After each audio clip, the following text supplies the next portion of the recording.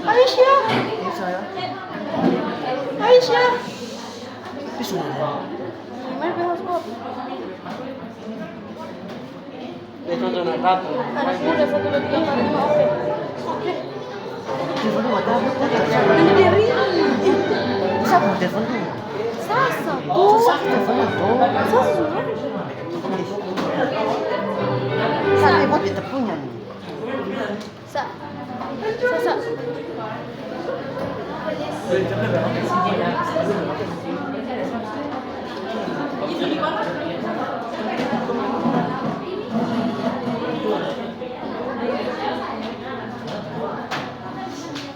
Dah, ready? Kita terbatas.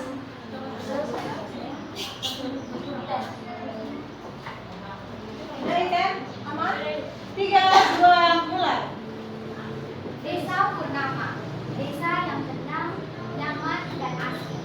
Meski begitu, kehadiran misteri yang tidak terpecahkan membuat desa Purnama menjadi tempat yang menarik dan penuh dengan teka-teki. Kehadiran masalah dalam desa ini membuat apa yang tidak diketahui oleh banyak orang menjadi terungkap.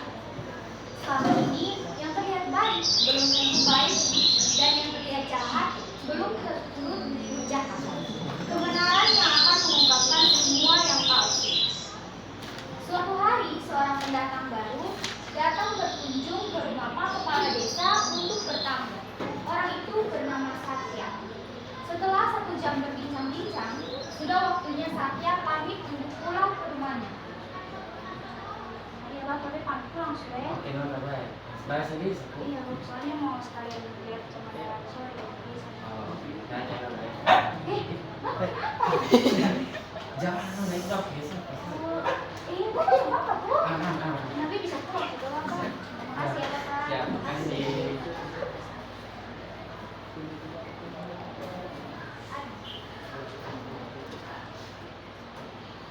Siapa tuh? Itu langsung. Setelah berbincang dan berpamitan dengan Satya, Pak Kades langsung masuk ke dalam rumah dan membersihkan rumahnya. Saat masuk kembali ke dalam kamar, Pak Kades menoleh ke arah meja dan dia menaruh gelang emasnya. Sontak Pak Kades pun kaget serta panik. Mikirnya gimana? Itu kayak warisan. Aku mau bisa mati. Iya, deh. Hari mana itu beda? Tanya telepon.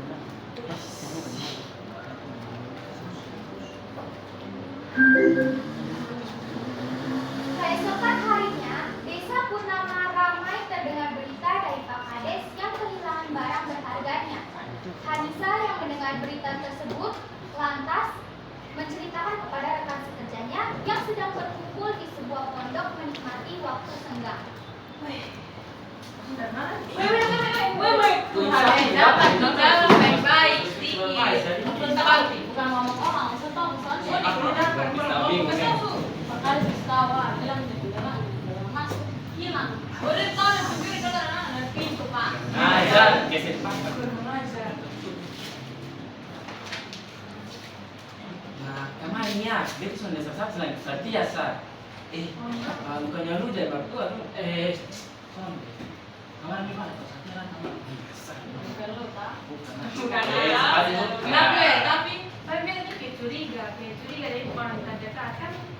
Bapak bisa mungkin loh, sama makanya sebelum ambil sampai dalam kamar, keluar dari pintu ya, atau akan dapat kadar dari luar dari pintu.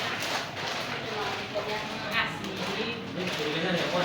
Masuk dong. Kalau mundur. Woi, itu sudah lihat tuh. Ini pentas ini sudah kasih Pak ya. Itu tuh. Serang kan? Curi kurang ajar.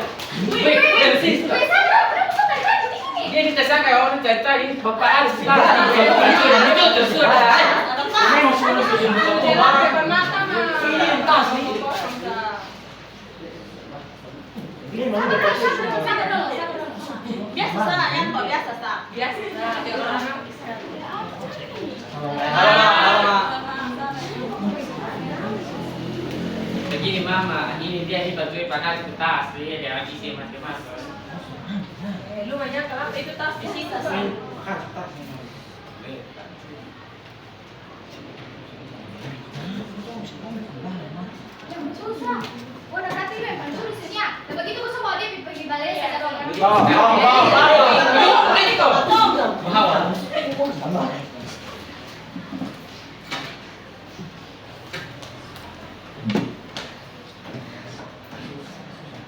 Seketika, balai desa dipenuhi banyak orang.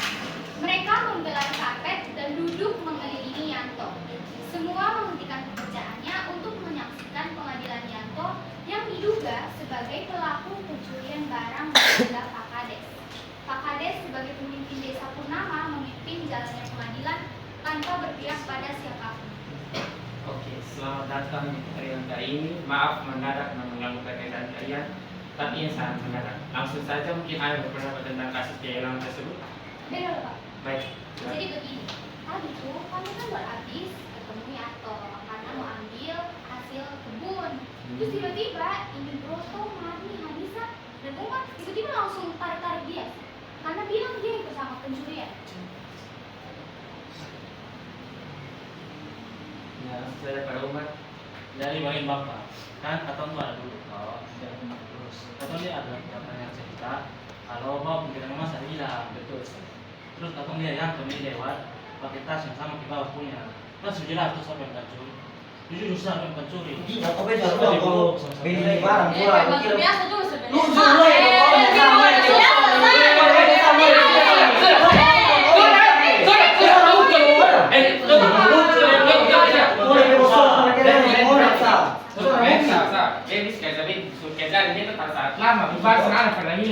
besok kalau mau ada bukti jadi satu Oh betul tuh, besok jam begitu.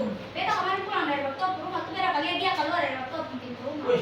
Orang baru datang sama kepala. Oh, Oh, kita ada waktu ah. Oh, lu orang baru sini mah Iya, kepala kok bukan kita begitu. sembang, soalnya ada bukti. Sudah begini. Sekarang foto di sini nih kedudukan sama-sama. Soalnya ada Ju karena dia rakyat kecil besok bisa tuduh dia begitu. Tunggu saja bukti pasti ada. sudah tenang ini bos sambil turun nanti masalah baru muncul lagi bos ada bukti kuat jadi mekanik kasih cinta selesai. Ih, Pencuri ya. Jangan Orang pencuri saya pencuri. Nih.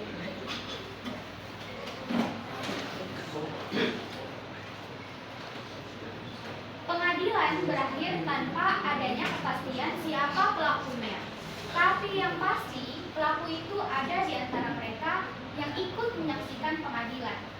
Malam hari pun tiba, si pelaku kembali beraksi. Kali ini ia mengincar suatu barang milik nenek Srisati.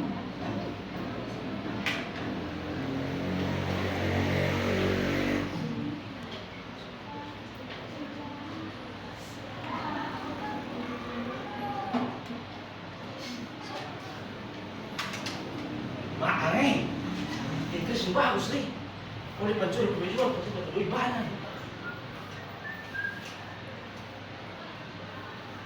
Wih, pencuri.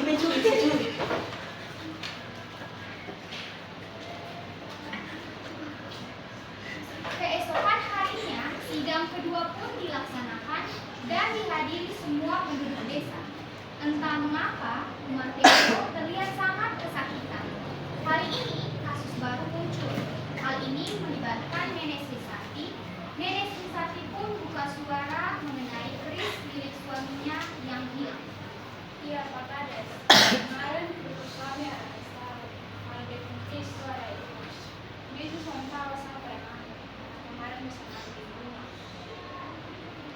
Tapi dia suami tidak pesan. Kalau orang yang sengaja ambil produk ini, Chris maka akan kena karma. Kalau dia itu. Enak duit kan kau dia pencuri ya Itu betul toh. Kira pakai ini ya sudah yang pencuri su. Pak ini ya. Sulit. Yang pencuri siapa? Dia toh. Itu Tommy sudah apa? Rumah tuh yang pencuri. Pencuri. Biar kalau dari kan lolos karena suakan sia. Proses. Oh ternyata selama ini lo yang pencuri. Memang dia su. Bos-bos yang pencuri dari sapi ya. Sih orang yang jangan le. Ah, lu nih kurang ajar, kau sebelah lu nih perlu lu bikin kurang ajar begini, memang lu selalu terima kasih lu baru daya lu. Iya.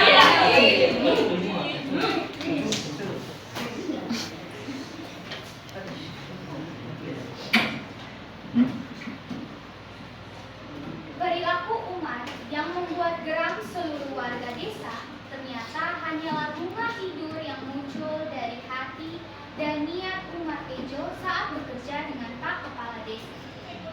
pagi hari, Umar yang sedang tertidur nyenyak dibangunkan oleh Broto dengan tiba-tiba.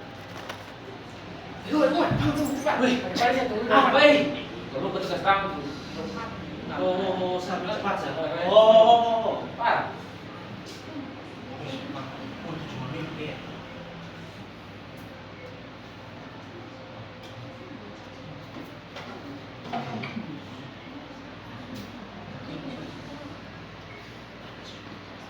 Akhirnya kebenaran pun terungkap. Orang yang selama ini dibela-bela bahkan tidak terduga datang dari orang terdekat Pak Kades. Setinggi-tingginya jabatan atau pekerjaannya pasti ada waktu yang terungkap. Yang toh hanyalah pekerjaan lapangan, tapi tidak semestinya ia mendapat perilaku tidak adil. Hak asasi setiap orang sama di mata hukum. Tidak ada yang lebih tinggi dan tidak ada yang lebih rendah. Keadilan yang sesungguhnya tidak memandang bulu mana. Hal ini terjadi agar tidak sewenang-wenangnya di antara masyarakat dan tercipta kedamaian dan kesejahteraan. Teman-teman, dari cerita ini kita bisa belajar bahwa semua memiliki hak, kewajiban, dan kedudukan yang setara di mata hukum. Tidak ada yang lebih tinggi dan tidak ada yang lebih rendah satu sama lain. Seperti kata firman Tuhan dari Yeremia 22 ayat 3 yang berbunyi, beginilah firman Tuhan. Lakukanlah keadilan dan kebenaran, lepaskanlah dari tangan penepasnya orang yang merampas kamu. Janganlah engkau menindas dan janganlah engkau memperlakukan orang asing, yatim piatu, janda dengan keras. Dan janganlah engkau menumpahkan darah orang yang tidak bersalah di tempatmu.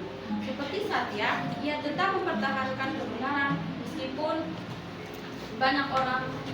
Kita juga harus berlaku adil dan berani menegakkan kebenaran dimanapun, kapanpun, dan kepada siapa.